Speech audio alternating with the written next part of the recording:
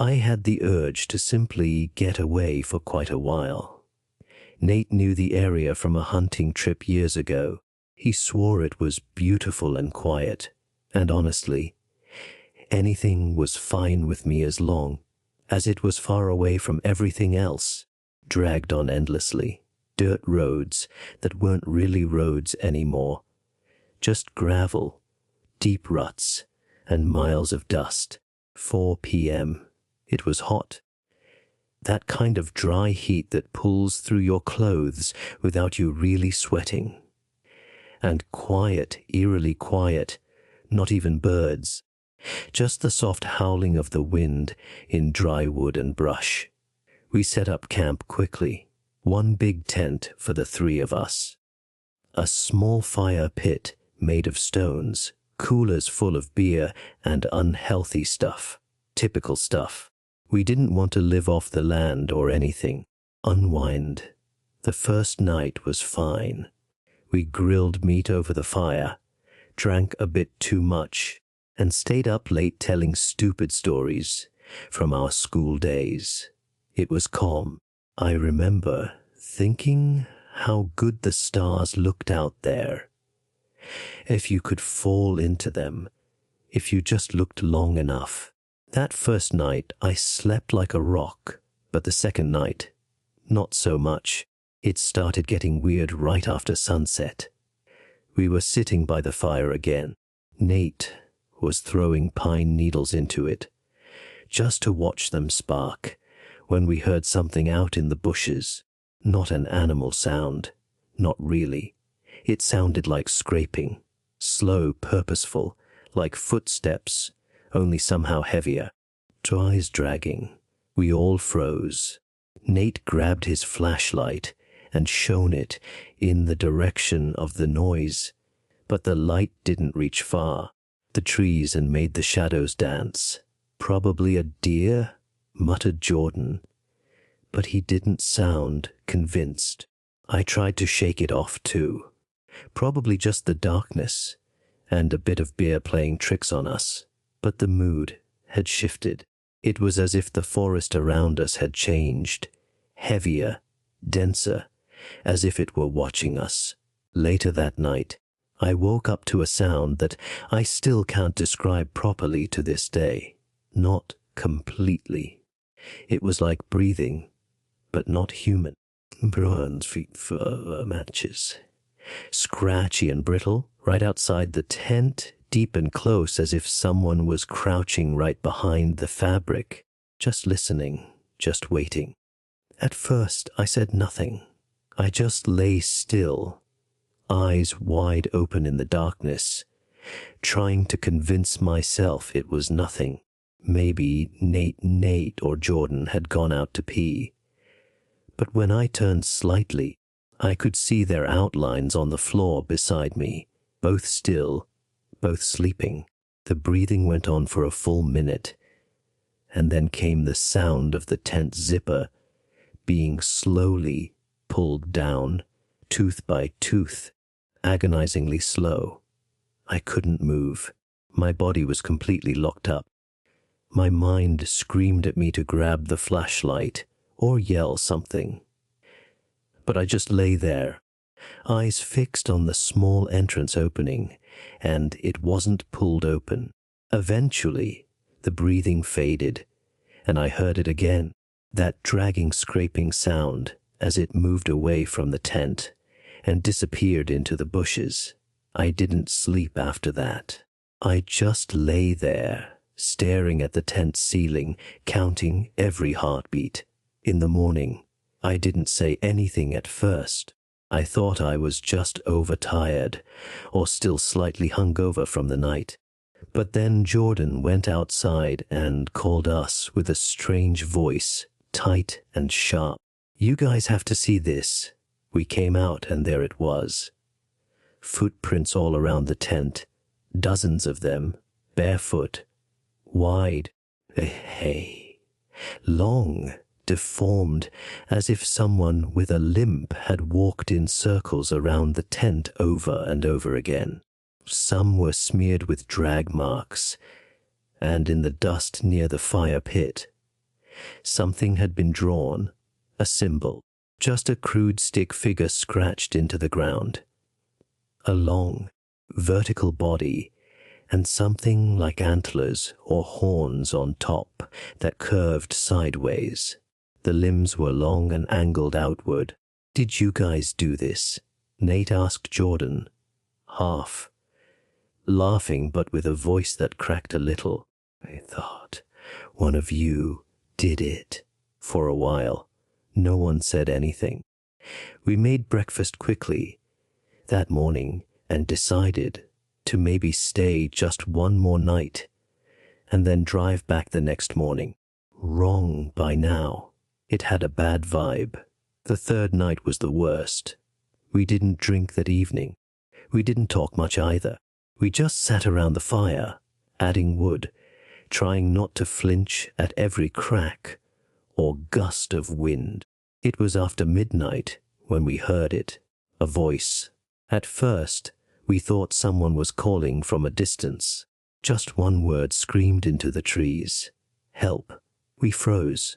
Then it came again, but it wasn't further away. It was closer. "Help." The voice? It was wrong. As if someone was trying to mimic a human. The rhythm wasn't right. Sounded like the words were coming from a throat not used to speaking. Nate stood up, grabbed the flashlight, and aimed it in the direction of the voice. And there we saw it. A figure just at the edge of the firelight. At first glance, tall, naked, hunched forward, but the limbs were too long. The arms hung almost to the ground. The skin was pale and mottled, as if something was half rotten, and the head was held crookedly, as if it had no control over its own neck. It opened its mouth again. "Help." But now we all heard it clearly. That wasn't a human voice. It sounded like one, but distorted, as if someone was pressing words through a broken speaker. "Flight." Jordan screamed, and the thing, whatever it was, took a long step forward. We didn't think. We just ran, grabbed what we could, and stormed to the car. Branches whipped our faces. Thorns tore at our clothes. I didn't care. I just ran. I don't even know how I reached the car or found the keys. But somehow we made it. We threw ourselves in, slammed the doors, and I floored the gas pedal. We didn't stop until we reached a gas station about an hour later. Some run-down shack with a flickering sign and no one inside except a tired-looking guy behind the counter. Must have looked crazy. 3 guys covered in dirt, sweat, and sheer terror. The man said nothing at first, just stared. Finally, I told him, perhaps stupidly, what had happened. I didn't use the word skinwalker or anything like that for matches. Just said that there was someone or something out in the woods that didn't seem human. That's when his expression changed. He looked us over very slowly and then said, "You boys weren't camping near Black Hollow by any chance?" We looked at each other. He just nodded. "You got lucky?" "Lucky?" asked Jordan, still shaking. The man leaned forward. "You shouldn't be up there at this time of year. That's when they walk around." He didn't say anything more. He just gave us this look like a warning and rang up our water and snacks without another word. We stayed in a cheap motel by the roadside. We barely spoke. We lay in our separate beds and pretended none of it had happened, but none of us were the same afterward. Jordan won't go near forests anymore. He says he hears things outside his window at night. Nate moved back east, threw away all his camping gear, and doesn't talk about the trip at all. He just shuts down if you bring it up. And I constantly think about that voice, that distorted, broken imitation of a cry for help, as if something was trying to lure us out, something that had been watching us all weekend, maybe even longer. I don't know what it was. I don't want to know. All I know is we weren't alone out there, and I don't think we ever will be again. In the first week after, I didn't think about it that much. I wasn't scared. I was. Every time I closed my eyes, I saw that thing at the edge of the firelight, how its limbs didn't move right. That voice like a doll learning human words. But I told myself it was over. We had escaped. We had left it behind in the woods, buried in the dust of some cursed patch of land. Then things started happening. First small things, the kind you'd dismiss if you hadn't seen what we had seen. The first night back home wouldn't stop barking at the backyard. He just stood at the sliding glass door, ears pinned back, growling at nothing, hackles raised. He didn't move an inch from the spot for hours. I thought maybe a raccoon or something. I didn't go out to check, just closed the curtains and turned the TV up louder than usual. The next night, it's on the porch, barefoot, and I live alone. I tried to stay rational. Maybe a prank. Maybe some neighborhood kid messing around. Still, I locked everything, checked the windows twice before bed. It was around 3:30 a.m., maybe later. I had fallen asleep on the couch, too wired to go to bed. I woke up to soft tapping on the glass. Not loud, not urgent. I didn't move, sat there, breathing shallowly, listening. After a minute, it stopped. 5 minutes then, 10, nothing. Finally, I got up and peered through the blinds. The porch was empty. The air felt heavy again. The same pressure I remembered from the woods, as if something was nearby, just out of reach. I left every light in the house on that night.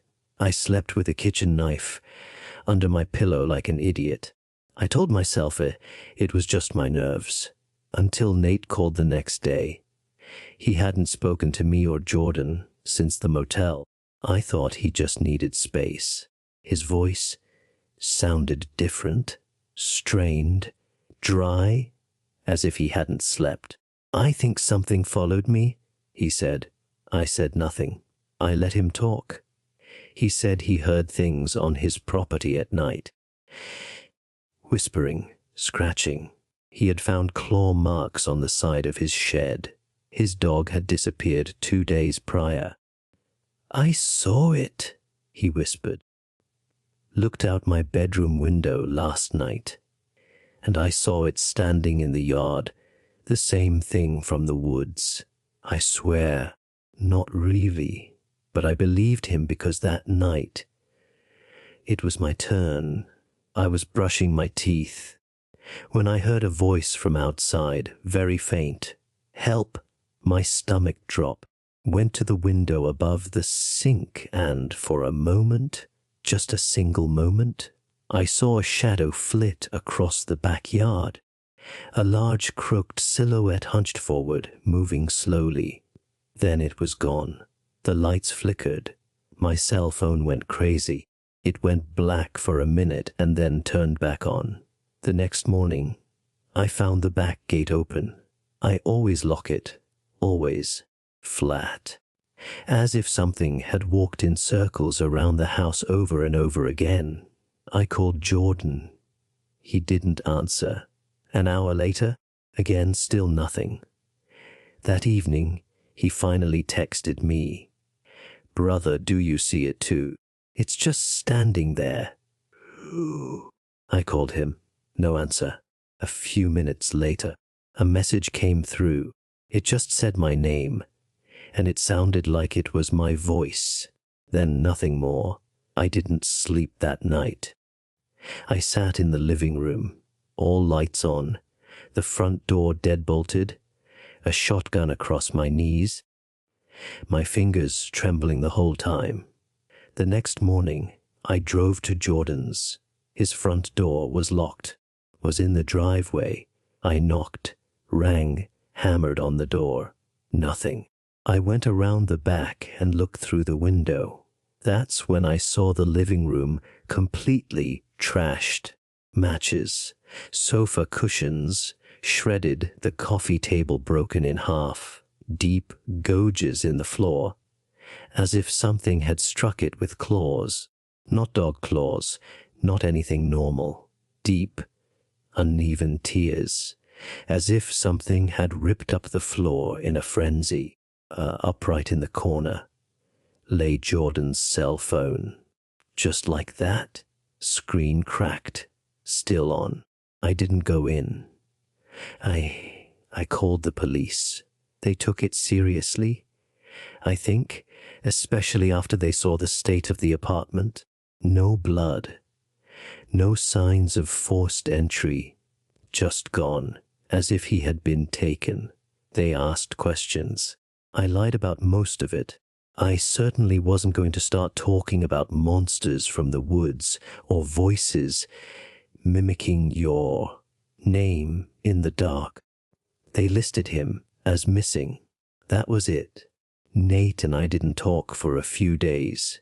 Then he called again, going away, moving. He was going to stay with his uncle in Montana, far from civilization. I can't stay here, he said. I don't think we're safe. I don't think anywhere is safe. But maybe if I'm far enough away, it won't find me again. I didn't argue. I understood, but I wasn't going to run. I wanted to know what it was. I wanted to understand why it was doing this, why it waited until we were home, until we felt safe, and then started taking us apart. I began searching forums, Reddit, weird Facebook groups, websites about indigenous lore, and the same thing kept coming up. Skinwalkers, shapeshifters, witches in animal form, creatures that can steal your voice, that mimic people you love. They stalk, they hunt. They punish those who stray where they don't belong. Some stories said they attach themselves to people, follow them, mark them. I thought of the symbol in the dust that morning at our camp, that stick figure with the twisted limbs. Maybe that hadn't been a warning. Maybe it was a claim. A week later, I started hearing scratching at my windows, every now and 3:12 a.m. Just this slow, deliberate scratching on the glass. I recorded it once and listened to it the next day. It wasn't just scratching. Underneath was whispering, barely audible, over in my own voice. That night, I almost lost my mind. I packed a bag, threw it in the car. Nowhere in particular, just away. But 2 hours out of town, in the middle of nowhere, my car died. Haze, the lights went out. The engine sputtered, and then it was dead. I sat by the roadside, pitch black outside. I swear I could see something between the trees watching. I turned the ignition key over and over, and eventually it started again, suddenly roared to life as if nothing had happened. I didn't go home after that. I stayed with a friend in another state for a few days, slept on the couch, left the lights on. Nothing happened there. Voices, just quiet. But I couldn't stay away forever. Eventually, I had to go back. And now every night the lights flicker. Every night the security camera on the porch glitches. Every night at exactly 3:12 a.m., the motion sensor at the back door lights up, but there's never anyone there. I don't talk to anyone about it anymore. I tried once with a friend from work. He looked at me like I needed help. like I was falling apart. Maybe I am. Maybe it's just shock. Maybe some part of my mind is breaking under the strain. But deep down, I know the truth. Thing from the woods, it chose us. It's not just some old story. It's real, and it doesn't want to kill something. Not at first. It wants you to see it. It wants to be known, to be feared, to be in your life. It doesn't answer the phone anymore. I don't think he made it to Montana. Jordan is still missing. No traces, no news. Every time I close my eyes, I hear that voice. Matches. Help. Not from the distance anymore, now from inside the house. And I don't know what to do anymore. All I know is this. Didn't bring it with me. It followed me. Next horror story. I always thought I knew what remote meant. I had done enough solo hikes, weeks in the Ozarks, a winter stint in the Sawtooths, in Big Bend, without meeting a single soul. But nothing prepared me for Coldwater Basin. No, I don't expect you to find it on a map. You won't? Hell, I only found out about it through a retired Forest Service ranger named Len, whom I met at a gun show in Reno. We were both looking at the same used lever action rifle in 308 caliber, and got to talking over bad gas station coffee afterwards. When I mentioned I was looking for a secluded place to camp and shoot without the usual "you're scaring the hikers" talk, his gaze went quiet. There's a basin east of the Sierra line, he finally said. Not on the rec maps. Locals stay away. They say the wind isn't right there. You come out there, and you come out quiet, and don't ask for things you aren't ready for. I thought he was talking nonsense. Just a guy clinging to weird legends that hadn't been forgotten there yet. That was, but 2 months later, I was actually sitting there, erased trail with his hand, drawn map on my lap, chewing on beef jerky and praying my Tacoma wouldn't rattle apart on the rocks. It was early May 2018, still cool at night, bone dry during the day. That weather you dream of for the wilderness, and I had planned every damn detail. 2 weeks away from civilization, a satellite emergency beacon, my rifle, enough freeze, dried meals to feed a whole crew, and just me? That was the plan. The further I drove, the more the world peeled away. The road narrowed, turned to gravel, then dirt, and behind the last bend, even the trees gave up, just jagged rocks and gray dust. As if the land had been burned clean. I parked under a rock overhang in the shade and stepped out into the silence. I don't mean that peaceful quiet, dead silence.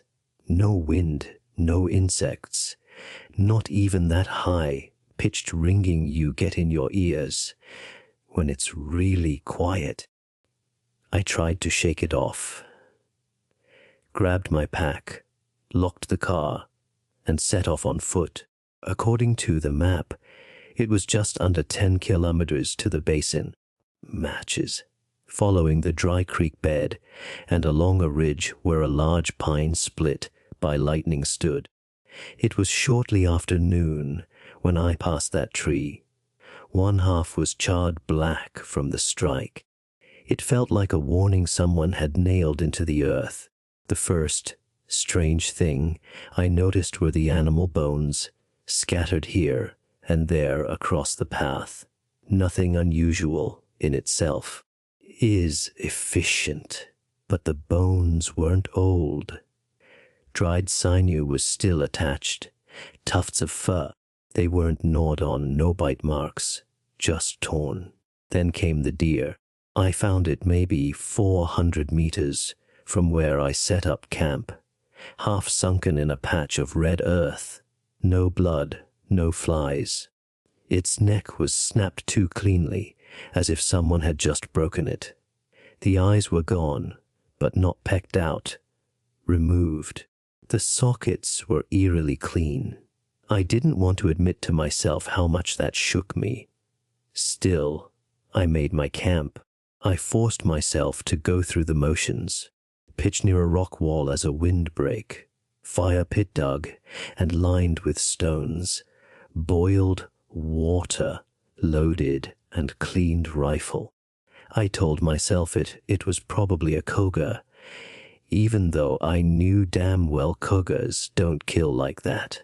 At sunset, the sky glowed orange and deep violet.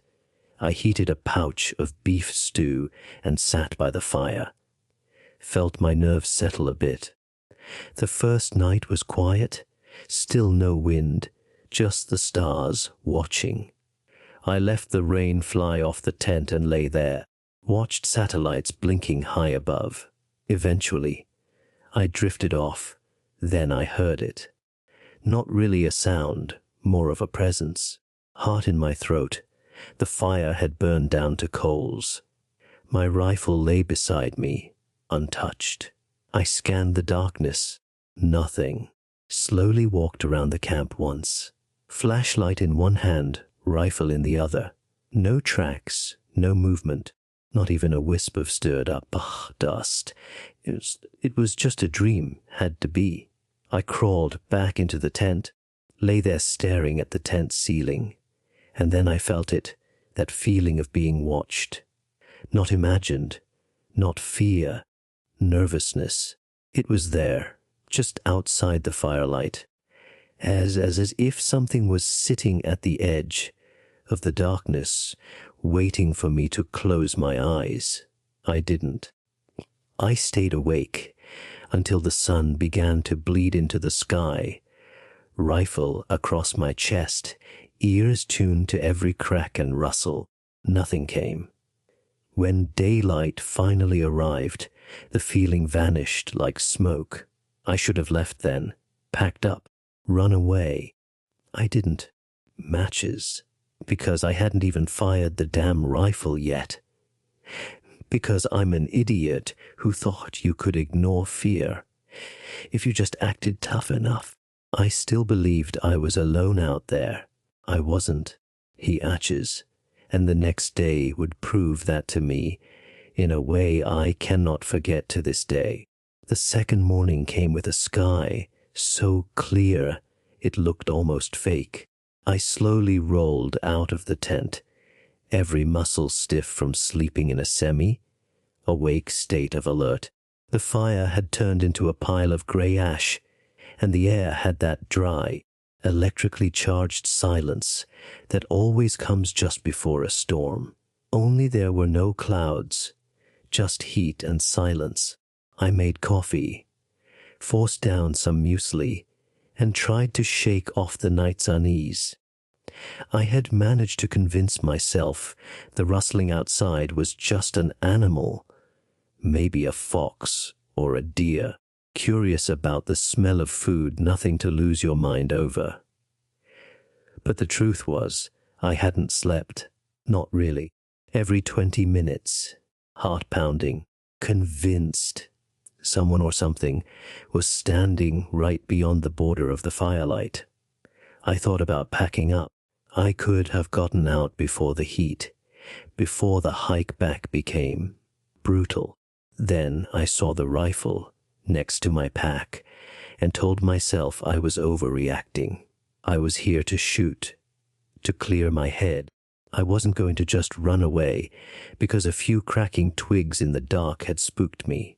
Around noon, I set off back to the dry creek bed I had found the day before. It was perfect for shooting. Natural walls to catch sound, enough space, good visibility. I took a box of cartridges, a few empty cans, and a dented old road sign I pulled out of some brush. While setting up my targets, I remember not feeling exactly calm, more distracted, focused. The smell of hot dust and gun oil grounded me in a way nothing else had since my arrival. I fired maybe a dozen rounds before I heard it. No ricochet shots from inside the basin. At first, I paused, waited, half convinced I had imagined it, but then it came again. Rapid bursts, different rhythms, clearly more than one gun. Some sounded sharp and large, caliber, others duller and faster like pistols. This wasn't just someone else camping and fooling around. Sounded coordinated like a live fire exercise or something much worse. I ducked low. Adrenaline flooded my body. The shots were irregular, but they weren't moving away. If anything, they fanned out, echoing off the canyon walls in strange patterns. So it was impossible to tell how close they really were. One moment it felt miles away, the next like it was right over the next ridge. Packed up in record time and made my way back to camp. Stayed low, avoided open ground. Again and again, the shooting stopped for a while, then started up again, always just far enough to keep me guessing, but close enough that I felt like I was being hunted. Once I caught a whiff of something fall in the air. It was gone almost as fast as it came, like old blood or rotting meat left in the sun too long. I didn't know if it was real or if my nerves were twisting my senses. When I reached camp, my shirt was soaking wet and my hands were trembling slightly as I slung the rifle over my shoulder. The shots had silenced, but the air still felt tense, as if something was holding its breath. I sat with my back to the rock wall and watched the edge of my small clearing as the sun sank behind the jagged silhouette. My stomach tightened, but I forced a meal down anyway. It tasted like sawdust. As night fell, I did what I had done the evening before, cleaned my rifle, added wood, did anything just to not sit still for too long. The dread wasn't gone. If anything, it had become denser like fog creeping up from deeper hollows. My instinct screamed at me to leave, just grab my stuff and run out into the dark. But my logic fought back just as hard. Walking in pitch, black night, possibly injured, possibly pursued, that was an invitation for a twisted ankle, a fall or worse. So I stayed. Just one more night, I told myself, just until sunrise. Morning. I heard the first scream. It started as a short, sharp call, far away, but unmistakably human. Longer, hoarse, full of panic. A woman's voice cutting through the silence like a blade. I bolted up, rifle already in hand, scanning the trees. Then I heard it again. Please, can someone help me? Closer now, just louder, but desperate. This voice didn't sound fake. It was raw, broken, gasping between sobs. He's going to kill me. Please, I see your fire. I stepped beyond the edge of the firelight. The flashlight jerked from tree to tree. My finger hovered near the trigger. No movement, no cracking foliage, no twig. Then silence broke, only the voice, appearing to get closer with every pleading call. And then, while I stood there frozen half between the camp and the tree line, the voice repeated itself, word for word, same volume, same pauses. He's going to kill me, please. I see your fire. It played over and over, like a loop. Bile rose in my throat. That wasn't real. That couldn't be real. Something was mimicking her. I don't know how long I stood there, pinned down. But then the screams stopped. A few seconds later, a single shot rang out, short-controlled far away, but not far enough. Then silence, no wind, no birds, no footsteps, just the crackling of the fire and my own pulse hammering in my ears. I stayed awake the rest of the night, sitting cross, legged next to the flames, rifle across my lap, listening to the darkness pressing against me from all sides. I didn't move, didn't speak, barely breathed. And just before morning dawned, as the sky slowly turned from black to gray, I heard it one more time, faint, far to the west. Mimi, the same cadence, the same pattern like a broken record buried somewhere in the trees. The voice didn't come closer, but it didn't disappear either. I left as soon as it was bright enough to see the trail. No coffee, no food, just a canteen of lukewarm water and my gear, which I barely stuffed into the pack. I didn't care about noise. I didn't even try to be quiet. He asked me for matches. Something inside me had broken, and all I could think about was putting as much distance as possible between me and this place. I looked over my shoulder. I expected to see someone or something standing in the fading shadows, watching me leave. Back should have taken almost the whole day. On the way in, I had stopped often, oriented myself, taken notes. This time I didn't stop at all. I barely blinked. I moved fast, pushed myself harder than I probably should have. Legs burned. Plangs. Tight, heart-pounding, as if it wanted to burst out of my chest. And yet I felt hunted. I kept imagining I would hear it again, that voice fraying at the edges, matches, chasing me like an echo that doesn't want to be forgotten. One point near a fork in the trail, I saw something that made my skin crawl, a footprint, just one, freshly pressed into the fine grey earth, as if made minutes ago. A boot print, but smaller than mine, narrow. I didn't stop to look closer. I just ran. When I reached my car, the sun was already slipping behind the ridge. I threw my stuff into the truck bed without ceremony, jumped into the driver's seat, and sped off, kicking up clouds of dust in the rearview mirror. I didn't look back, not once.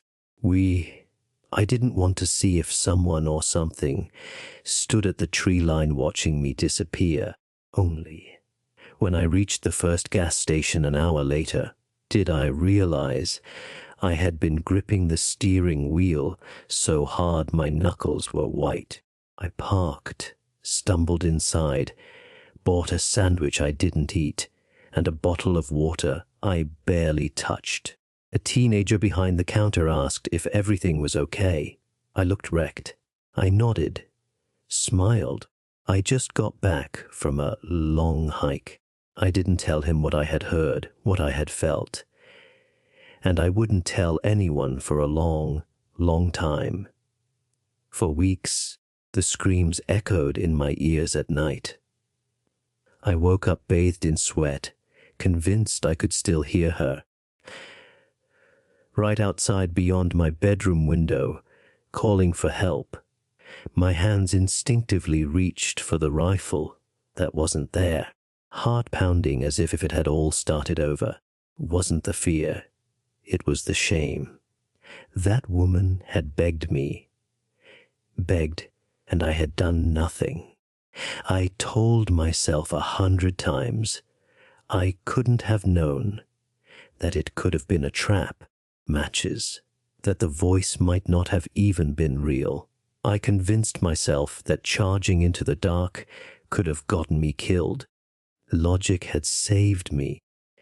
But every time I closed my eyes, I saw that campfire, heard her voice flickering in it, and felt my body frozen. Fear and indecision. I wanted to report it.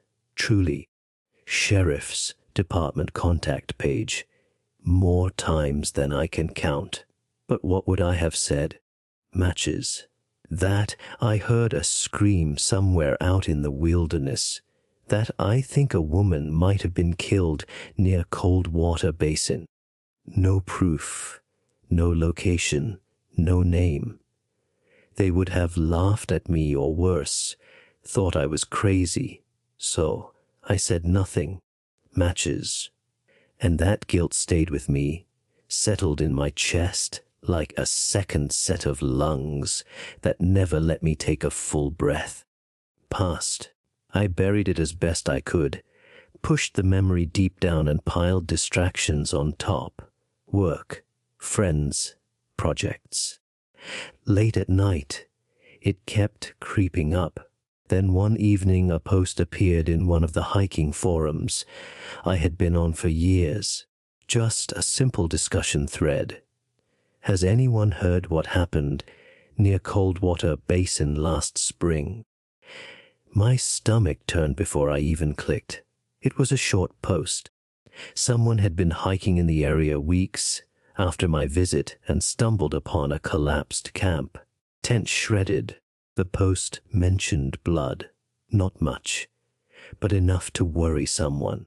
The user had reported it, and eventually the police were involved. I read every word 3 times before I opened the links. And that's how I learned her name. Suarez 27, solo hiker, last seen on April 30th. Her brother had reported her missing.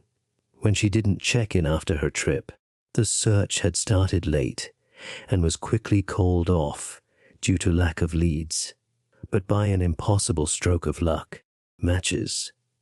A ranch owner found her nearly a week later, barely alive. She had crawled through the brush near the southern ridge, miles from the nearest road. She was dehydrated, in shock, and she had a gunshot wound just below the shoulder. A lung had collapsed. She was in the hospital for 2 weeks. The whole story came out later, buried in local newspaper articles and on obscure websites that picked up such things. Danielle had been kidnapped by a group of squatters living in a camouflage dugout near the basin. 4 of them, 3 men, 1 woman, paranoid, and eaten up by methamphetamine. He used the canyon as a hideout and occasionally lured lone hikers. Danielle had gotten too close. They grabbed her on her second night, kept her tied up, beaten, half-starved. She managed to escape when one of them passed out drunk, ran through the darkness, screaming for help. They shot at her as she fled. Bullet hit, the others missed. I remember reading that sentence over and over again. She screamed for help while running into the trees. And I thought about how close I had been, how real it all was. How she had almost died while I cowered by a fire, rifle in hand, doing absolutely nothing. The squatters were arrested within a month. The dugout was found hidden in a thicket of juniper and debris. Inside were weapons, supplies, blood-stained ropes, and traces of other people they couldn't identify. 2 of the men had open warrants from other states, had killed before. Danielle survived. She recovered, gave her statement, and disappeared from the headlines shortly after. I didn't make contact. I didn't come forward. What should I have said? That I was there, that I heard her, that I didn't help, could have done and didn't. No, that was her story, which she survived. Mine was something else, something darker, something I will carry to the end. I'm not writing this for pity or forgiveness. I don't want some stranger patting me on the shoulder saying, "You did what you had to do. I know what I did, or rather, what I didn't do." I'm writing this because it's a dangerous lie people like to tell themselves, that it's better not to get involved, that it's safer to stay quiet, that someone else will handle it. I was that someone else. I was the only person within earshot, and I froze. I stayed alive. But I haven't really lived since. Not properly. If you ever find yourself out there, and you hear something, someone screaming for help, then know, it has a price either way. If you go, you might not come back. If you don't go, if you walk away, you might lose something anyway. And some things don't grow back. Next horror story. September 2006, when the idea first came up. A weekend camping just like old times. I hadn't seen Ryan or Mike for almost a year back then. Life had somehow pulled us apart. I was stuck in Connecticut working 60-hour weeks at a hotel reception. Ryan was driving trucks in Maine for a moving company, and Mike, well, he was bouncing between construction jobs and his girlfriend's couch. When we were finally all on the phone one evening, just chatting like in the old days, the idea came up naturally. "Dude, ledger view?" Ryan asked. I did. I remembered too well. We had camped there once in high school. Back then, it was this unofficial spot, about 2 hours deep into the state forest. No marked trail. No designated campsite, just a flat clearing by a creek where someone had built a fire circle out of rocks. There was a steep rock ledge you had to climb over to get there, hence the name. It was just far enough off the beaten path that you never saw anyone. No rangers, no hikers, total seclusion. The first time had been perfect. We were 17, stupid, and as high as you can get, and we stayed up all night, throwing logs into the fire, eating ravioli from the can, and passing around a cheap bottle of Fireball like it was liquid gold. It felt like freedom, like our own little world. So yeah, I remembered Ledgeview, and against all reason, I said we should go back. We picked a weekend later that month. I requested time off and surprisingly got it approved quickly. Ryan said he could take a long weekend, and Mike never had to ask anyone for time off. He just showed up or didn't. But smart this time. We weren't kids anymore. Sleeping pads, tarps, headlamps, good hiking boots. I picked up some freeze-dried meals at REI and even a small stove. Ryan said he'd bring his dad's old weather-resistant tent. Mike was in charge of firewood. Split logs in his garage. We met in the morning just outside the forest and drove in a convoy with 2 cars. It was about a 45-minute hike to the ledge. Maybe longer now that we were older and a bit heavier. The trailhead was barely marked, and we had to bushwhack a bit through the brush. But when we got there, man, it hit me. That weird mix of nostalgia and something else, not exactly fear, more unease. Like when you walk into an old house that used to be full of people and now is just empty, stale, and quiet. The fire circle was still there, blackened stones half sunken into the earth. We trampled down the undergrowth, got a fresh tarp, pitched the tent, built a fire, cracked a few beers, longed for it to feel normal again, familiar. The first night was great. We didn't stay up quite as long as we used to.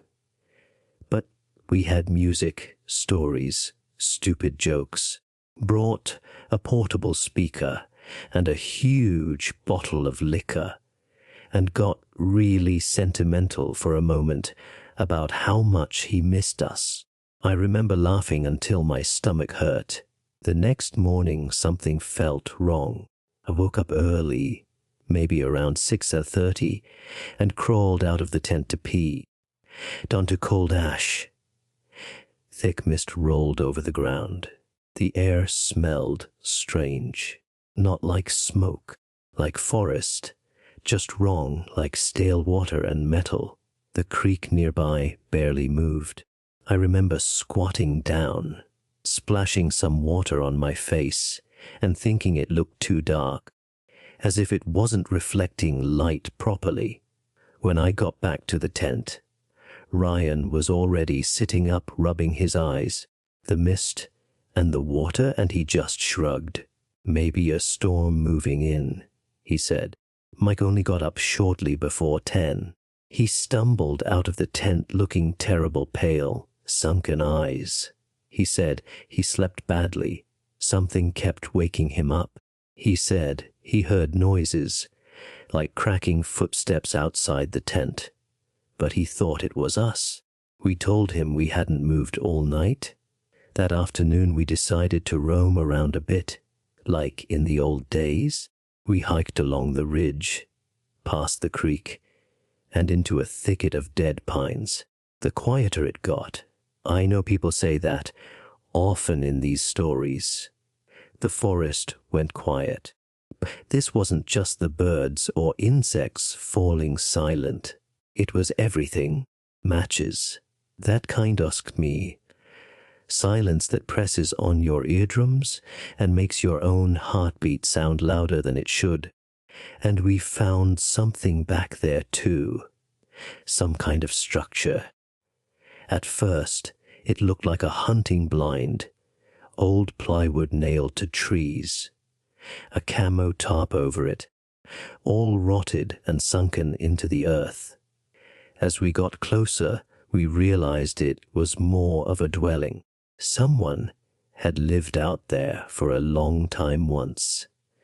There were bones inside, probably animal bones, but they were piled in a weird way, arranged into circles, loops, shapes that made no sense. Mike just laughed, dry and hollow, and said, "Oh, we should get the hell out of here." We didn't disagree. The night was different, heavier. The forest felt tighter somehow, as if it were closing in. We kept the fire burning until long after midnight. No one really wanted to be the first to crawl into the tent. Ryan eventually dozed off in his folding chair, said he had a weird headache and lay down. Shortly after, I followed. I don't know what time it was when I woke up again. It was still dark, and I was freezing as if the temperature had dropped about 10 degrees. The tent felt clammy and the air smelled wrong again, sweetish and rotting like wet dog fur and mold. Ryan was gone. His sleeping bag lay there, empty and cold. His boots were gone too. I checked my phone, but there was no signal, not even a usable location fix. I nudged Mike awake, and he groaned at first until he realized something was wrong and stepped into the darkness. The fire was out. No embers, no smoke, just dead. Quietly for Ryan, then louder. No answer. Mike grabbed a flashlight, and I followed with my headlamp. We circled the spot, calling his name, shining lights between the trees. Nothing.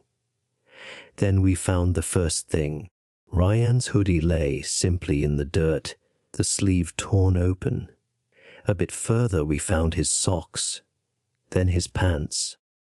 Everything lay in a perfect line, not torn, not thrown, simply laid down. What the hell? To himself the whole time, as if it were a prayer. Then we saw the flashlight. It was Ryan's. It was still on, flickering, edge of the light beam. A figure. It ducked behind a tree. We froze. Mike whispered, "Ryan?" Just silence. Then the light went out.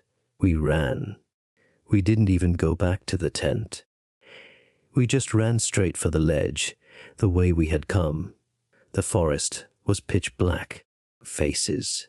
The ground dropped away. Roots nearly tripped us every few steps.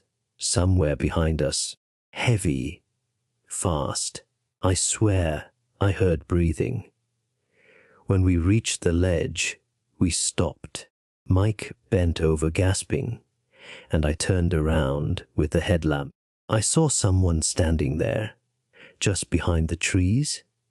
Not Ryan. Too tall, too motionless, eyes like pale glass, just watching, and then gone. We didn't sleep. We just sat on the ledge until the sun came up. At the first streaks of light, we went back. Ryan wasn't there, his gear wasn't either, but our stuff had been tossed around. The tent was half collapsed, and the logs from the fire pit were scattered in a circle around it. Like a ritual were prints, barefoot tracks, but not human. The toes too long, the heels too narrow, almost like hands. We left everything and hiked out in silence. We didn't stop until we reached the road. We drove straight to the local police station and told them everything. Notes, asked questions, and then said, Ryan probably just got lost, maybe walked off drunk or confused. They sent a team out, found nothing, not even the dwelling in the woods. A week later, Ryan's mother called me. She said someone had mailed her his wallet. No return address, just a postmark from a town 3 states over. Inside was his ID and a photo of the 3 of us by the creek, one I had never seen. We weren't smiling. We looked terrified, and in the background between the trees, something was watching us. Ryan's mother said the envelope had been sealed with tape and had no fingerprints. She had taken it to the police, but they hadn't done much. We're looking into it, they had said, but she knew that look in their eyes. The same look Mike and I got that night from the ranger. The look that says, "You're wasting our time. This is long over." But that photo, I can still see it. The 3 of us by the creek, heads turned slightly, as if we had heard something. I don't remember it being taken. None of us did that. Mike asked if Ryan maybe took it with a timer or something, but that made no sense. Wasn't from a rock or a stump. It was from higher up. As if someone or something had been standing above us when it took the photo. The night she sent me that picture, I didn't sleep.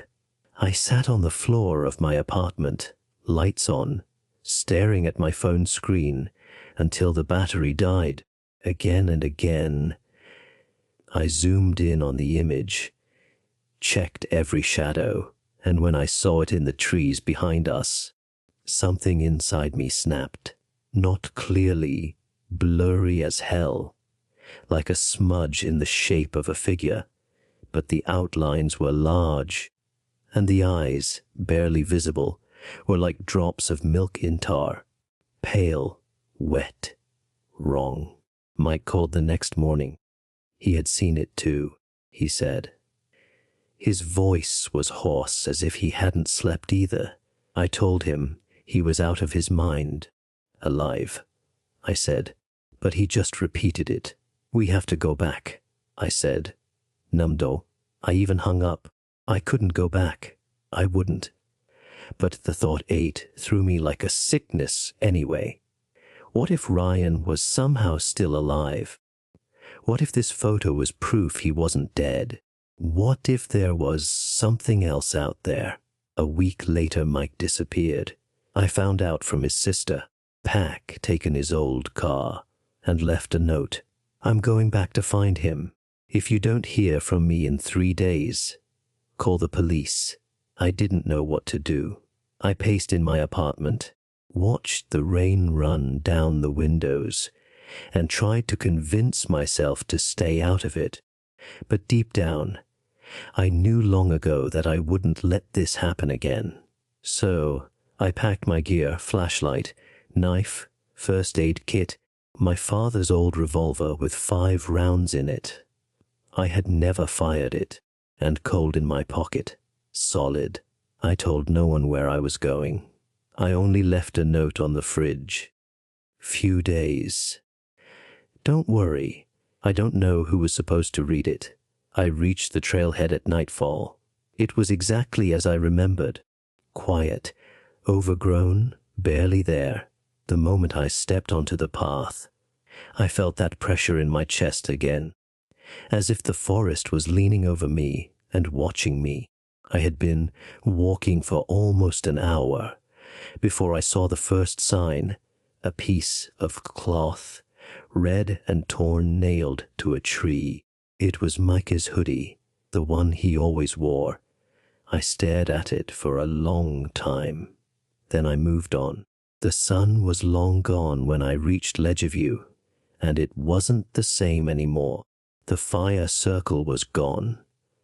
Just a bare patch of earth with long, deep furrows torn into it, as if something with claws had dug in it. The tent we had left behind, Ryan's, was still there, shredded and collapsed, and now symbols were carved into the trees, circles with lines through them, jagged, X marks, something that looked like an eye, my breath misting the cold night air, and whispered, "Mike." Something answered. No voice, no words, like bone tapping on wood. I turned. The flashlight swept through the trees. Nothing. Then a rustle. I yelled, "Come out." Silence, then a voice. Not Mike, not Ryan. You came back. It came from the trees. Deep, dry, like wind scraping over a corpse. I didn't run to the car, not back to the trail out, to the dwelling. I don't know why, instinct maybe. Something inside me said I would find them there, or what was left of them. I stumbled, fought through branches, and climbed over roots. It took another 20 minutes. I found it. The same dwelling, the same bones, only now they lay in a pattern, a spiral leading to the center, where something lay bundled in cloth. I crept forward, shaking in my hand, and pulled back the cloth.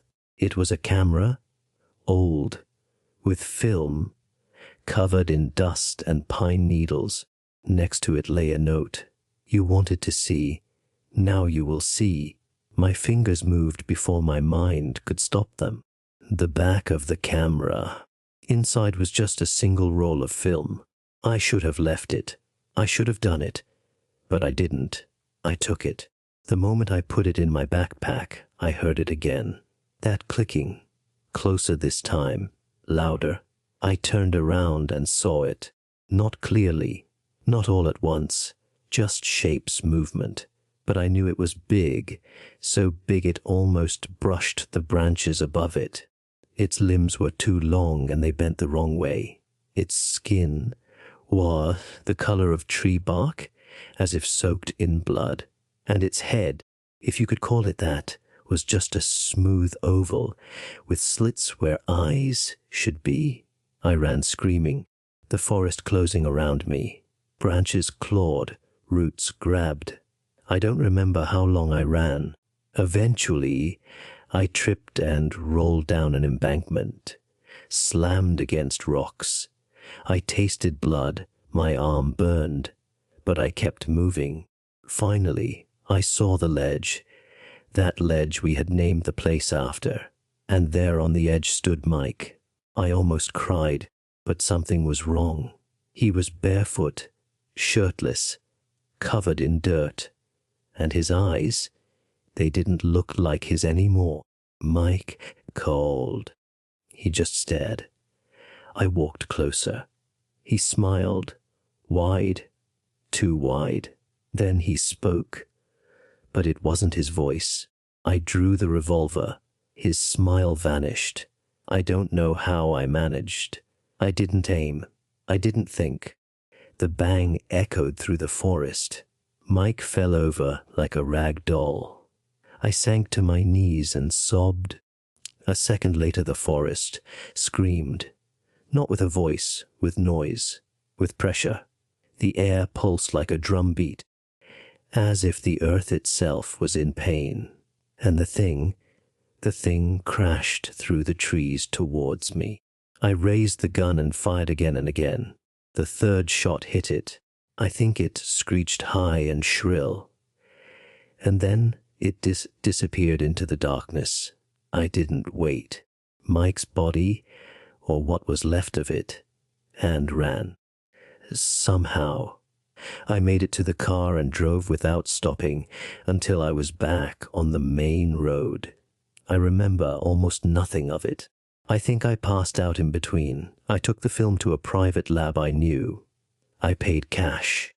I said I found it in my late uncle's attic. A week later, the technician called and said I had to come by. There were only a few photos. Most showed trees, blurred shapes, night shots. But one showed the three of us, me, Mike, Ryan, by the creek, standing. We were tied to trees, eyes closed, blood on our faces, and behind us, arms draped around our shoulders, stood that thing and grinned. The photo was dated 3 days before our arrival. After that, I moved across the country, changed my name, took a new job. I don't talk to anyone about what happened. Ryan's body was never found. Mike's was identified and buried. Although, to this day, I don't know what really happened to him out there. I keep that photo in a locked drawer. Sometimes I take it out, just to remind myself it was real. And at night, in the really bad nights, I hear it again, that clicking, and I remember what it said in Mike's voice. We've brought it back, and now I wonder, is it still in those woods, or did I bring it out with me? Next horror story. I've always loved the desert, not the way tourists love it. Taking photos under rock arches or posing next to dusty trail signs. I mean the real desert, those untouched expanses where you can drive for hours without seeing a single other car. That kind of landscape where you feel like you've slipped out of time. That's why I said yes when Eric proposed the trip. It was supposed to be our annual tradition. The four of us, me, Eric, and Caleb. We'd been doing this since college. Pick a remote spot, disappear from civilization for a few days, drink something strong, talk about how much we hate our jobs, and maybe do a little stargazing if the clouds didn't roll in. It was predictably cozy. Just a thing to remind us we were still the same guys, even if our lives were drifting in different directions. This year, however, Eric wanted something different. He said he had found a place. No park, no official site, just a place somewhere far out, beyond the Navajo Reservation in southern Utah, truly away from civilization, he called it. A guy I met in Moab told him about it. There's a basin between two ridges, completely secluded. No trails, no sights, no people. I remember asking how we were supposed to get there, if there were no trails. He just grinned and said, "That's the point." I should have said no, but I didn't. And by God, I wish I had. We met on a Thursday morning in Salt Lake City. The plan was simple. Get supplies, make the 5-hour drive south, and set up camp before dark. The drive went smoothly at first. Asphalt, mile after mile of asphalt, then smaller roads winding through red rock walls and sagebrush. The deeper we drove, the fewer signs of civilization there were. By the time we turned onto the dirt road Eric had marked on the map, a long-lost signal. Caleb joked, "It feels like we're driving off the edge of the world." No one laughed. The road was more of a dry riverbed. It wound between rocks and dipped into shallow gullies. Eric's jeep just barely made it. The sun was already sinking when we finally drove into the basin, and I swear, the moment we stepped out, it went silent. Not peacefully silent, not night silent. It was wrong, as if the whole place was holding its breath. No birds, no insects, no wind, just this heavy, oppressive silence. Still, the spot was beautiful. Red cliff scarps towered all around, scattered boulders in between, and a wide, flat plain, perfect for tents. Almost sacred. Eric was practically beaming. "Told you so," he said, throwing his backpack on the ground. "This place is perfect." Hey, I wanted to agree, but something in my gut tightened as I looked up at the cliffs. They felt too close, like walls. We set up camp quickly. 2 tents, a stone circle for the fire, and a small cooking spot a bit further away. We didn't bother with cell phones. Caleb pulled out a speaker and played some old songs while Marcus boiled water for dinner. As the sun disappeared behind the rocks, the shadows grew long and fast. 1 minute it was bright, the next it was twilight. That strange silence didn't disappear. Even the music sounded muffled, as if the air didn't want to carry sound. The fire helped anyway. We drank a little, told stories. Eric and Caleb argued, like they used to about some old college trip. Marcus mostly just listened and thumbed through a worn paperback. It was like old times, until it wasn't. It started around midnight. The music had long stopped. The battery dead. The fire was low. Just embers and occasional crackling of pine wood. Marcus was asleep. Eric and Caleb were still awake, quietly about stars or liquor, or some conspiracy theory. I was barely listening, and then we heard it. A howl, not close, but not far either, somewhere behind the ridge, long and deep off the rocks. We froze. "A coyote," Eric said after a moment. "Totally normal out here."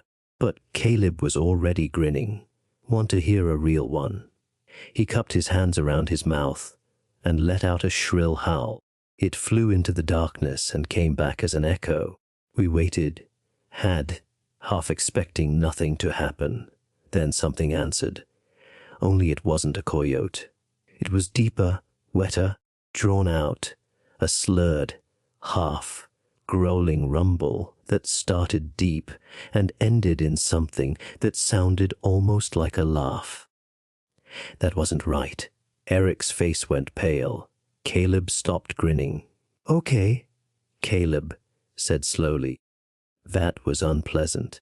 Tree line beyond the fire. No more howling. No wind. Just the crackling of embers and the soft hiss of ash in the distance. Marcus sat up in his sleeping bag, groggy. Eric stood up. His hand slid to the knife on his belt. "We should call it a night," he said. No one disagreed. I lay awake for hours staring at the tent ceiling. Noise made me flinch. The wind brushing the tent canvas, a rock settling somewhere. Even Caleb's soft snoring. I couldn't stop thinking about that howl.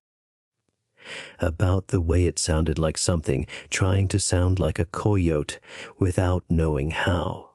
Eventually, just before dawn, I drifted off, and I swear, right before sleep caught me, I heard something walking slowly past my tent, barefoot, dragging. I convinced myself it was a dream. I'm not sure to this day if I believe that myself. The next morning none of us said much. We just sat around the fire pit, drinking powdered coffee with shaking hands and avoiding each other's eyes. The air felt heavier, as if it had thickened overnight. I played the howl in my head on loop, that horrible, stretched imitation of Caleb's call.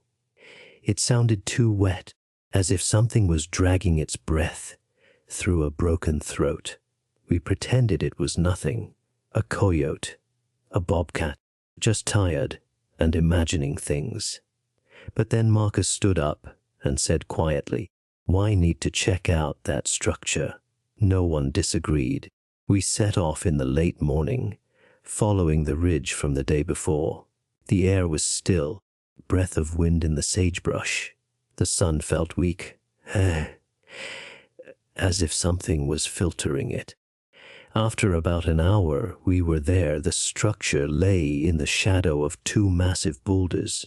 Not a hut, not a shed, round, half sunken into the ground, built of crumbling clay and wooden beams. Eric said softly, "Navajo!" There was no door, just a wide dark opening leading into a sloping interior. None of us did, but Eric did. He ducked and stepped in first. Caleb followed, then Marcus. I stood outside a moment longer, staring into that hole as if it could breathe. Then I went in anyway. Inside it smelled of dry rot, and something else, something old dead. Bones were scattered everywhere, mostly small rabbits. A few were longer, thin, with sockets at ends that didn't look right. No furniture, just packed earth, rotted wood, and in the center of the floor lay something, carefully arranged, a bundle. It was made of twigs, tightly wrapped, with a length of frayed red string. Feathers stuck out in all directions, and in the middle was a clump of black hair, knotted and twisted into the wood. Matches. We just stood in a circle around it without speaking. I don't know for how long, until Caleb finally broke the silence. "This is some Blair Witch crap," he said and laughed nervously. "Maybe like a luck thing." "That's not a luck thing," he said. "That's a ward." Marcus raised an eyebrow. "A what?" "A protective binding." Replied, "To keep something out or something in." Then Caleb crouched down and plucked one of the feathers from the bundle. "No." Eric took a step forward. "Put that back." Caleb waved him off. "Relax. It's just a feather." But as he shoved it into the side pocket of his backpack, the room got colder, 10 degrees C in seconds. I wanted to say something to stop him, but I didn't. None of us did. That night everything fell apart. We made the fire bigger than usual. No one said it out loud, but we were scared. We sat in a tight circle, backs facing out, eyes fixed on the black gaps between boulders and trees. I held my knife ready. Marcus had barely said a word since the Hogan. Around 3:30 a.m., I heard it for the first time, whispering, not loud, not clear, but definitely voices, quiet and fast, as if they were moving in circles around us. At first, I thought I was going crazy, hearing the wind and filling the gaps in my head. But Caleb tapped me across the fire, eyes wide. "Do you hear that?" He mouthed soundlessly. Eric stood up slowly. His flashlight scanned the darkness. The beam danced over rocks and brush, casting long twitching shadows. Nothing. And then we all smelled it. Rotting meat like carrion left in the sun too long, mixed with something metallic, blood maybe, or copper. Then came the sound I will never forget. Breathing. Slow, heavy, wet, just out of range of the fire. Stepped to the edge of our circle and aimed the flashlight, and there we saw it. It stood about 6 meters away, tall, humanoid, but completely wrong. The arms were too long, ending in fingers that looked like broken twigs. The skin was mottled, like leather stretched over bones, and the face looked almost like mine, only twisted. Someone had made a mask of wax from my face and let it melt in the sun. One eye sat too high. The mouth was too wide. The skin didn't move right. It smiled at me. David, it said. It said my name with my voice, but choked, as if it had swallowed it and was now forcing it back out. I couldn't move. Eric raised the gun and fired, rolled like thunder through the canyon. The thing didn't run. It simply collapsed like a puppet whose strings were cut. It hit the ground hard, too hard. The body twisted as if it had no bones. Back still twisted and scuttled quickly into the trees. We couldn't see where. We didn't pack. We could get a hold of and ran. We raced to the jeep, only with headlamps and adrenaline, the whole way. I heard it somewhere between the trees, always near us. Sometimes on two legs, sometimes not. It didn't attack us. It just followed as if it was waiting. We reached the car at dawn. Eric didn't even wait until everyone was buckled in before he chased the jeep over the dirt road. For the first hour, no one said a word, just heavy breathing and the crashing of tires on the rocky path. Back in Salt Lake City, Marcus booked a flight and was gone before noon.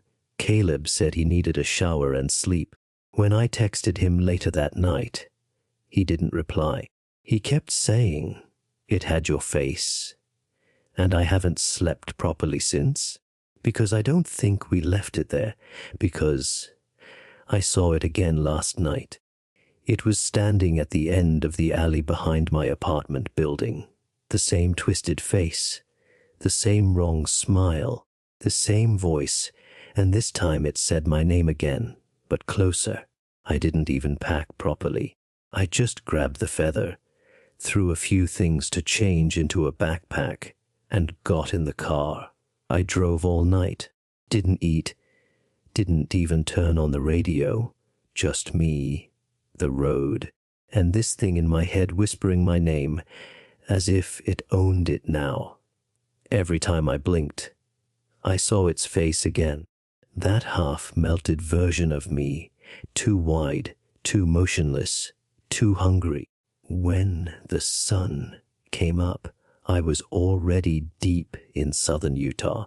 The red dust appeared on the roadside like bloodstains. The closer I got to the basin, the worse it became. The wind was gone. The birds were gone. The world seemed paused, as if something was waiting for me to come back. And the worst part, I knew I had to. I reached the edge of the canyon shortly before noon. It was exactly like back then.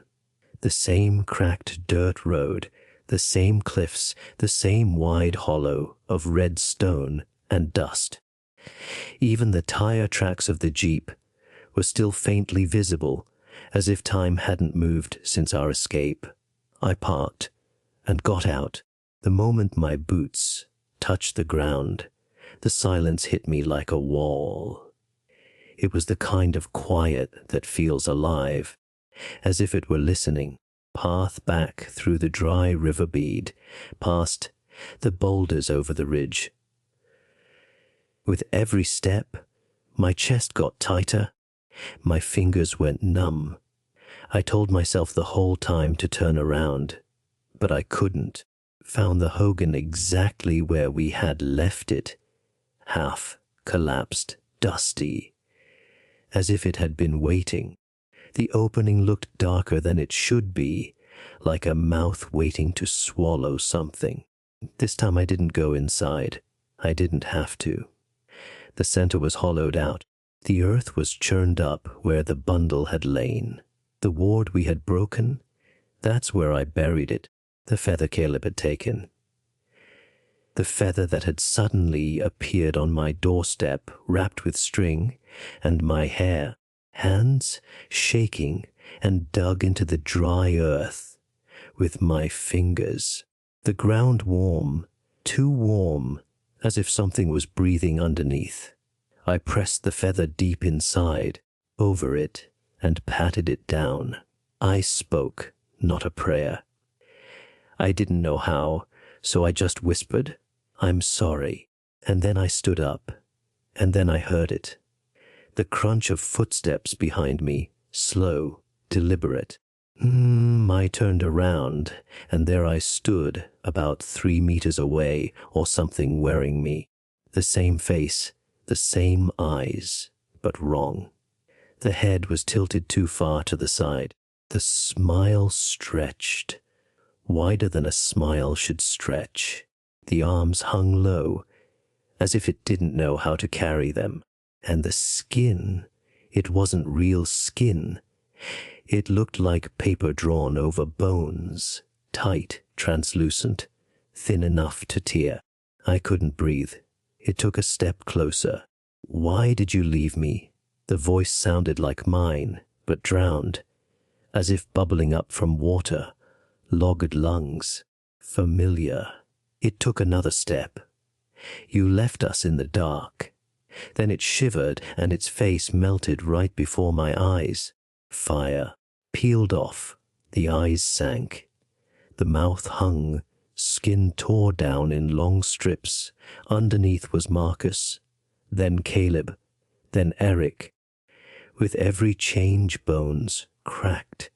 Shoulders popped. The body arched backward and snapped up again. The faces, every single one was wrong. Too wide, too pale, too empty. It said now with Marcus's voice. It stepped closer. "You ran," it said with Caleb's voice. "You always run," it said with Eric's voice. Then it wore my voice again. I stumbled backward. The wind picked up, full of dust, heat, and ash. And then I saw something moving in the edges of my vision. Shadows crawling up the canyon walls. Dozens, humanoid, but broken. Some on 2 legs, some crawling. One dragged its head sideways along the ground. All had my face, all watched, all smiled. I sank to my knees and clawed my hands into the dust, as if I could hold on. I felt the earth shake. Under the ground, pulsed. "Please," I whispered, "take it back. We didn't know.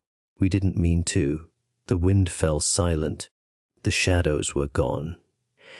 The creature before me tilted its head. It stepped closer until its face was only inches from mine. Its breath stank of rot and burnt hair. Then it leaned forward, mouth right next to my ear, and whispered something in a language I didn't understand.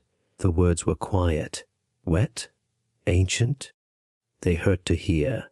I felt blood dripping from my nose. Then nothing. I woke up alone, flat on my back. Me a perfectly clear sky. No beams, no bones. Just a circle of sunken earth and ash. The air smelled of sage, copper, and smoke. I sat up slowly. Every muscle ached. My ears were ringing. No sign of the creature. And yet I felt it, as if something was pressing just below the surface of the world, waiting to rise again. I didn't look back. I reached my car at sunset. The engine started on the first try. The drive back was silent. No shadows. No whispering. Just the road. That was 3 weeks ago, and I think it worked. The scratching is gone. The voices have silenced. Outside my window. I don't see my face smiling back from the alley anymore. I sleep again. Not well, but most nights better. And then this morning I got something in the mail. No return address. Inside lay a single Polaroid photo. It showed Caleb standing on a cliff I didn't recognize. His body looked wrong. Limp like a puppet, without strings. His head was twisted at an angle that shouldn't be possible. And behind him, blurred in the background, stood a figure. tall, grinning. It held something in its hand, a mirror. I burned the photo. I didn't even open the curtains. But tonight, while I write this, I swear I heard it again. Not the voice, not the scratching, just breathing.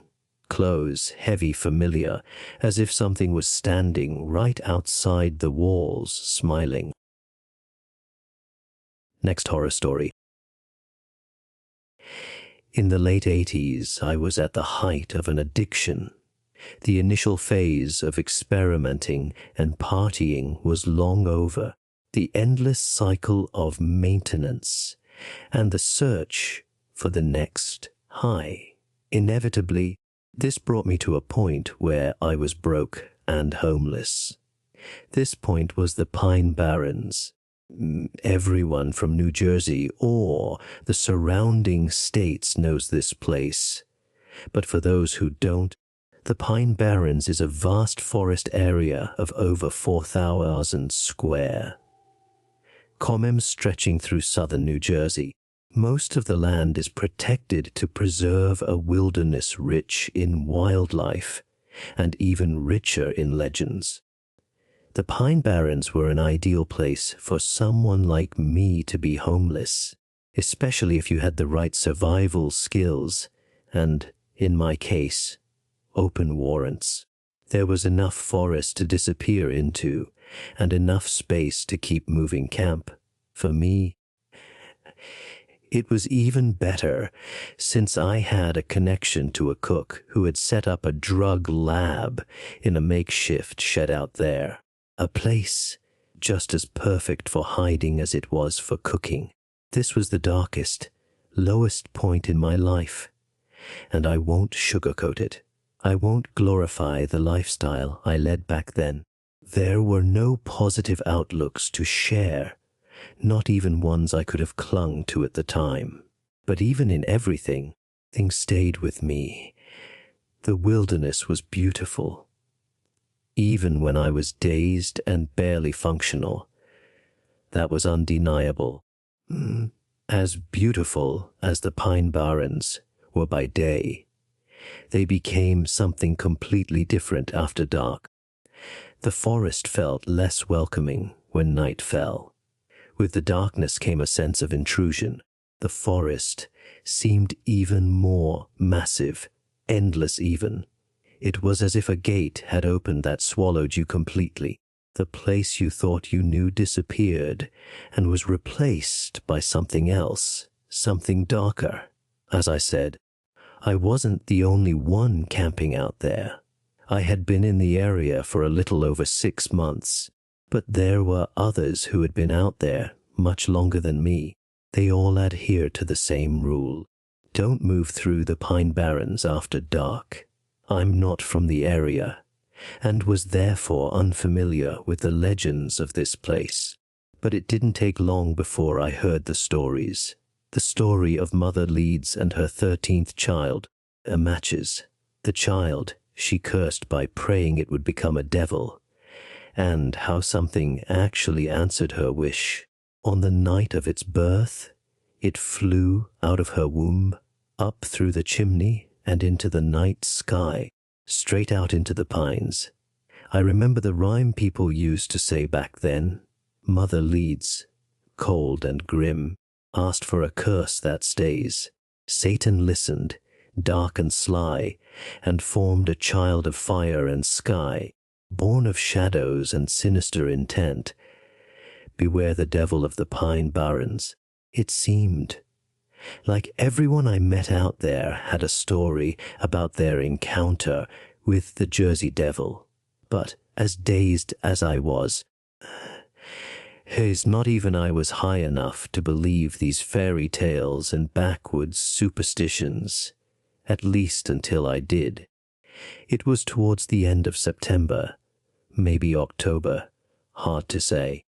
My sense of time was heavily distorted back then, but it was getting colder, and occasionally there was frost at night, and in the early hours I had been having withdrawal symptoms for 2 days, and my contact had been arrested by the police. Hadn't been able to score anything since. I felt miserable.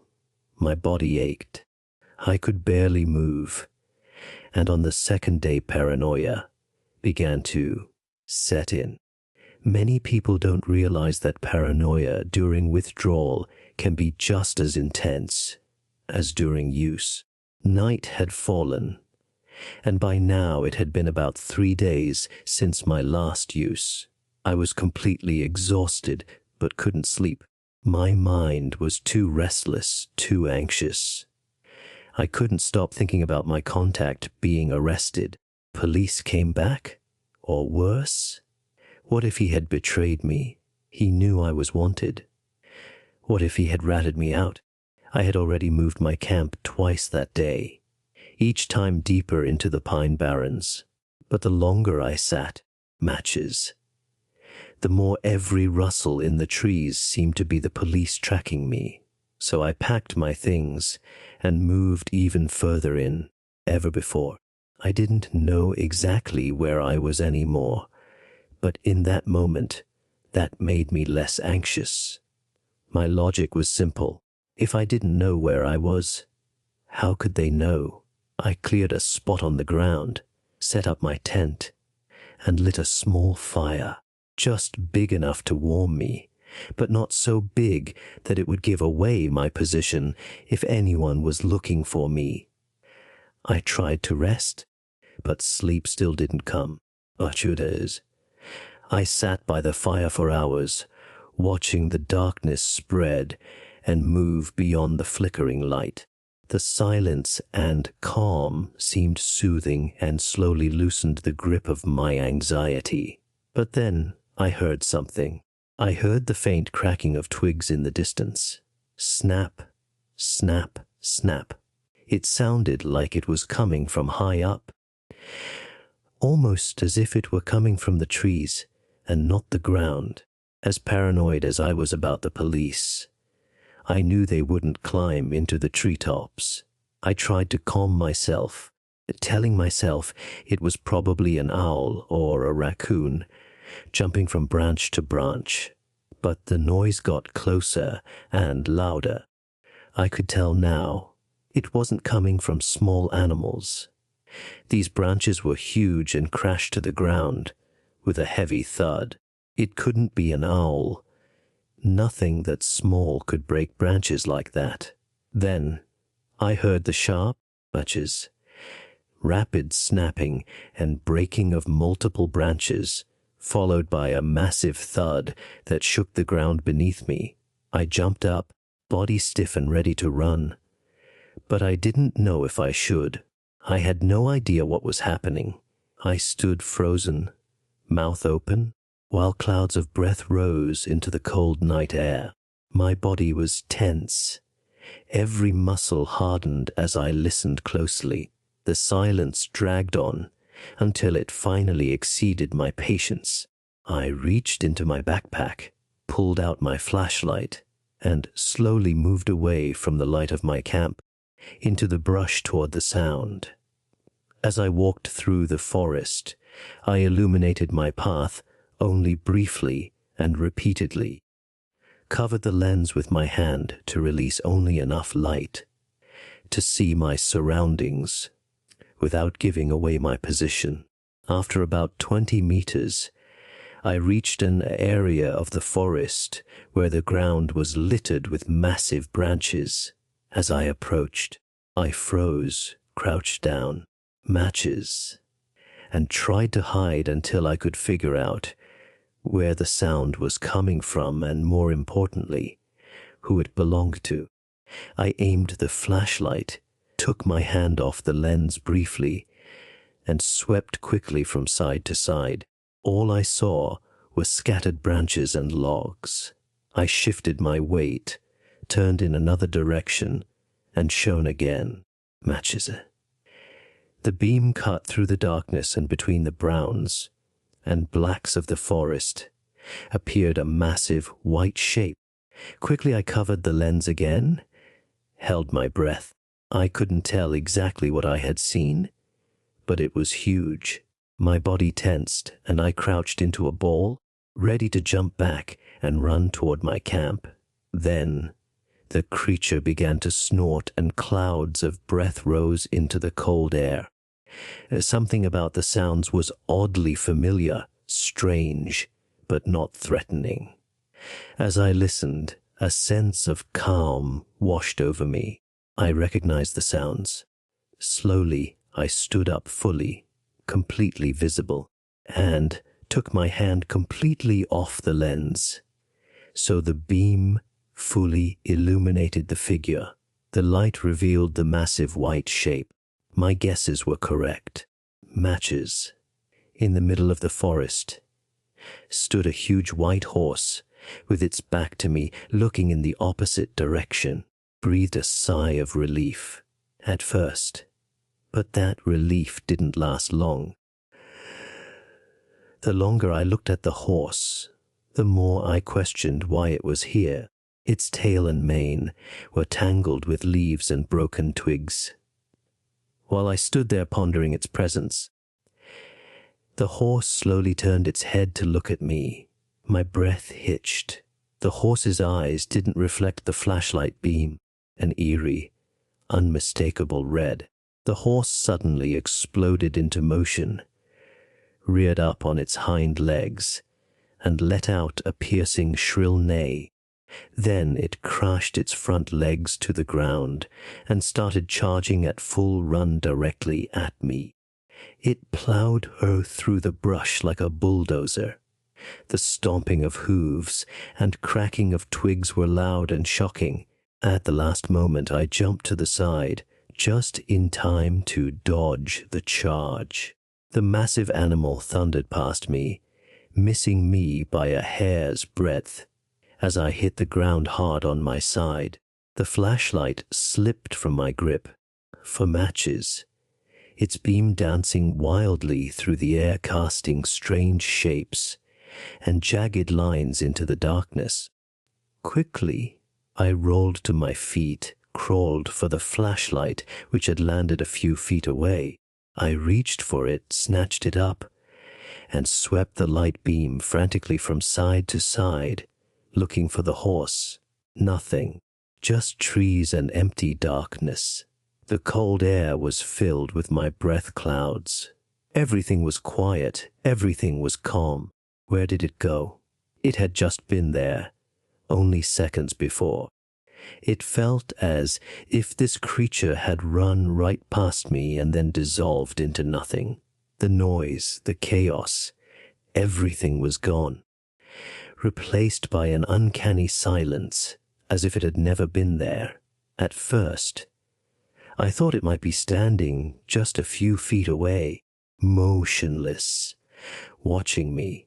But as I calmed down and searched the surroundings more carefully, I found no trace of this horse.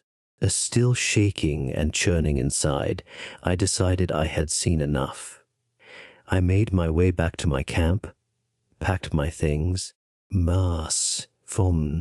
matches, and started hiking toward the edge of the forest, determined to put distance between me and whatever that was. As I wandered out of the depths of the forest, paranoia overwhelmed me. I felt eyes watching me from all directions. Every time I turned my head, I thought I saw the faintest movement, but there was nothing. Between the crunch of my footsteps, I heard an unfamiliar sound, a soft whisper high up in the canopy. It wasn't wind. There was no breeze. I raised the flashlight and aimed the beam at the treetops. The light revealed something eerie. The tops of some trees were swaying gently, but only the ones directly above me. I stopped, head tilted back, and let the flashlight beam glide through the canopy. The whispering got louder, followed by the snapping and crashing of branches getting closer and closer. Something was coming, and it was coming fast, not from the ground. It was moving through the treetops. Whatever it was too fast. In a few moments, it was directly above me. Twigs and branches rained down on me, pelting my shoulders and head as the thing passed over me. In front of me, a deafening crash broke the silence, followed by a tremor running through the ground beneath my feet. I stopped abruptly, gasping for air, feeling my heart pounding. Something warm ran down my face. Blood, probably from one of the branches that had hit me. The lens again, and stood still, tense and listening. Running away seemed obvious, for matches, but I couldn't afford to run blindly into this thing. My best chance was to figure out where it was before I moved, but there was no clue, no sound. The forest had fallen back into a strange silence.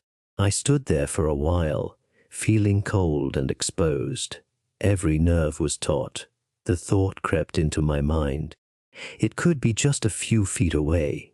It could see me, but I couldn't see it. It felt like it was coming closer, and the air around me became heavier. I frantically shone the flashlight at the trees around me, and then there, as the beam swept from trunk to trunk, heart sank. Just a few meters away, I saw a massive, familiar, white shape, and I swear, as the light hit it, it began to change. Its flawless white coat slowly turned darker, blacker than the night itself, until no trace of white remained. Red eyes stared at me. Blood began to drip from its forehead as small, sharp points pushed through its skin. The points grew, elongated further and further until its head was covered with massive, grotesque antlers. Began to arch. Its skin tore open and pulled upward in two jagged paths. The skin peeled back, revealing a pair of monstrous, unnatural wings. My mind was a mess. I had no words to describe the emotions rushing through me or the thoughts swirling in my head as I faced this sight. It was otherworldly, something beyond my understanding and existence. I felt small, insignificant, completely irrelevant, like mere fodder standing before this thing. In a single fluid motion, it leaped at me. Everything went black. The next thing I remember was the murmuring of the forest, the familiar creaking of trees and rustling of leaves. Then light, a startled awake, my body rising from the ground. It was daylight. I looked around, searched for the horse or whatever it was, but there was nothing. I was exactly at the spot where I had been the night before. My flashlight, now empty, was still in my hand, and all my gear was still on my back. There was just me and the forest. No trace of what I had seen. Matches. I stumbled warily out of the pine barrens, straight into town, and went directly to the police station, where I turned myself in for my outstanding warrants. Me for matches. I was so terrified by what I had seen that the only thought that brought me a sense of safety back was that if it wanted to get me of my cell, I served my time, got clean, and worked my way through college. Eventually, I graduated with a library science degree and became a librarian, but not in New Jersey. I have shared my encounter in the pine barrens with others, and always say I have no idea if what I saw was real or just a strange hallucination triggered by withdrawal. I know is that it looked real and felt real.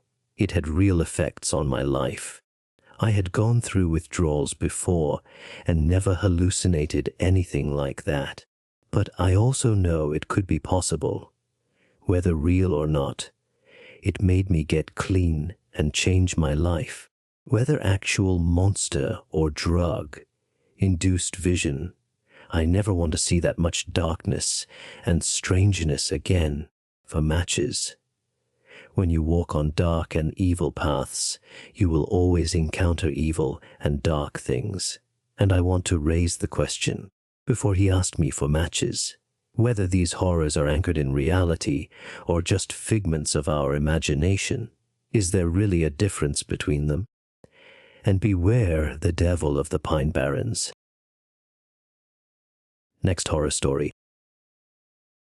Growing up on a farm with over 100 acres of land had its perks: endless space to explore, the freedom to roam, and a solitude you rarely find elsewhere. By 17, I was used to hard work. Matches. My father ran the farm with a firm but fair hand, and I was more than willing to help out wherever I could. One summer evening, my father mentioned that trees needed to be felled in the deepest part of our woods. He offered to pay me well for it, more than usual. The extra money sounded tempting at my age, especially because I had my eye on a used dirt bike a friend was selling, so I agreed immediately. The next morning, I loaded the truck with everything needed, packed the gear, and hitched the sturdy trailer my father had lent me. The area he wanted cleared was a half-hour drive through rough terrain, part of the property we rarely entered. As I drove off, the sun hadn't set yet, but evening was approaching, turning our fields golden. The drive took about half an hour, became narrower and more overgrown the deeper I drove. When I reached the spot, I paused for a moment to enjoy the quiet. Tall trees surrounded me, and the wind sounded pleasant. I got to work and the chainsaw roared to life. The first few trees fell without issue. As I moved to the next, I suddenly had the strange feeling of being watched. I paused, turned off the engine, and listened. Just typical forest sounds. So I shrugged and kept working. A few hours later, while taking a break, I noticed something strange. One of the trees I had felled earlier was gone. That couldn't be, yet it was so. Trees don't just stand up and walk away. I went to the spot where it should have been and scratched my head. Matches. The stump was sawn clean, but the tree itself was gone. I looked around thinking I might have dragged it away and forgotten. No, it was nowhere to be found. A little unsettled, I decided to chalk it up to forgetfulness and carried on. Throughout the day, I noticed more and more little things. Shadows seemed to move just out of my field of vision. Once I thought I heard a faint laugh, but I blamed it on the wind. Was supposed to be completely alone out here. The feeling of being watched grew stronger, but every time I looked around, I was alone. Once it was long dark. I sat down to the late dinner. While I ate, I felt that tingling in my neck again. The hairs on my neck stood up. I checked the surroundings, but again I saw nothing unusual. But then I suddenly heard a rustling 20 meters away. Bushes moved violently, as if something big was walking through them. Instantly alert. "Hello," I called, but got no answer. Wildlife is common out here. Deer, foxes, sometimes a bear. But this felt different. I decided it would be best to keep working and finish the job.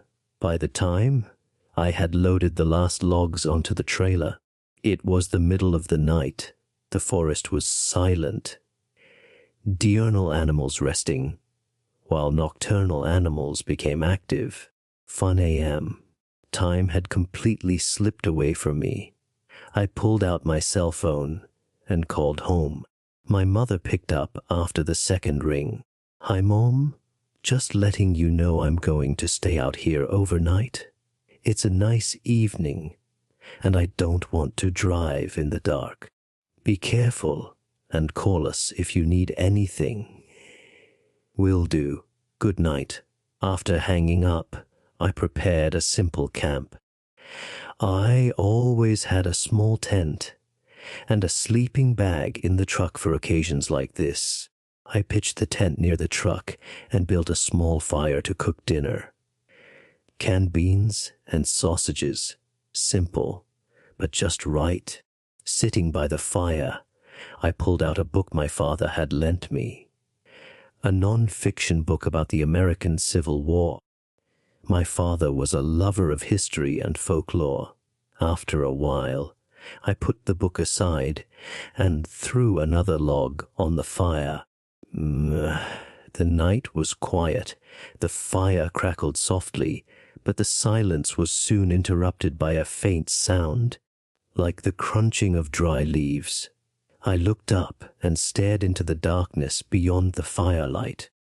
I thought to myself, but the feeling of being watched returned, stronger than before this time. I decided to go to sleep. After all the hard work, it would surely be easy to fall asleep. I extinguished the fire, leaving only a few embers, then crawled into the tent. Lying down, I couldn't shake the feeling that something was out there. I told myself I was just working myself up, and that the strange events of the day were just fraying my nerves. Eventually, I fell asleep, only to be suddenly woken by a loud bang. I shot upright. The sound came from near the truck. As I listened closely, it sounded like someone breathing heavily and strange. Carefully, I opened the tent entrance a crack and peered out.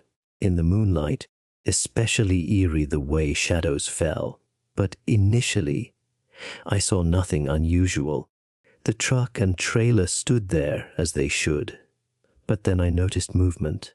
A shadow glided behind a tree, too big to be from an animal I knew. I froze, held my breath. Then the shadow moved again, flitted from one tree to the next, always just out of my sight. It was as if it knew exactly where I would look and dodged my gaze perfectly. Something about this shadow seemed familiar. I couldn't say why. I tried to calm myself.